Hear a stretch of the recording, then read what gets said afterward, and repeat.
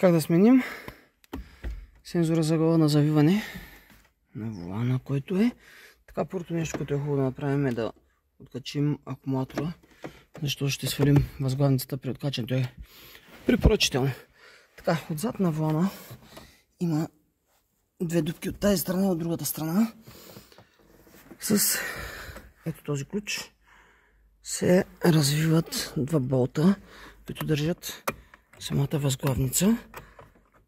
Така, развиваме ги и вадим възглавницата. Така, развихме болтовете, дръпваме възглавницата и започваме да откачаме. Така, този го бяхме вече откачили. Този само се дърпа. Значи той е за самата възглавница. Дърпате и излиза. Имате два кабела тук, които са най-вероятно за клаксона. Не най-вероятно, а са за клаксона. Така. Този не му се излиза. Така. Сега. Тук развиваме с 6 грам. Някой вече е развивал. Развиваме този болт.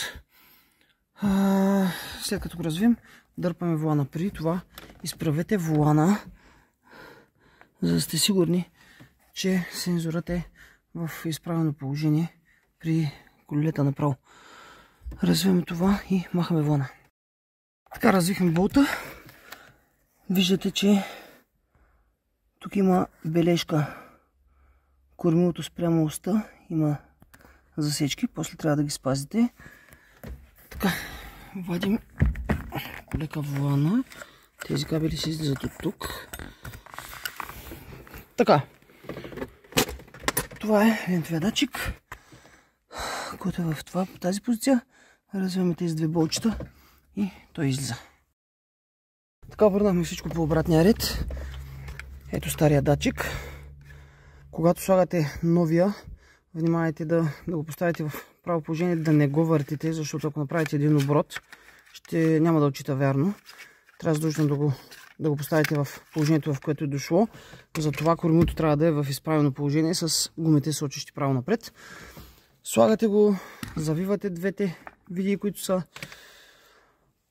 Затягате кормилото, прекарвате кабели, всичко, слагате възглавницата и така, палите, за да видим каква сме я свършили.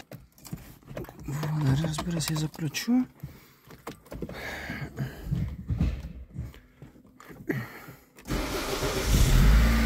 Така ще ви даде със сигурност грешка в ESP-то, понеже е сменен лентовия датчик.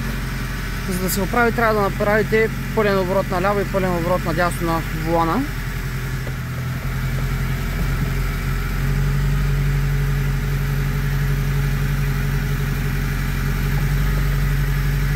Така. И лампите изчезват.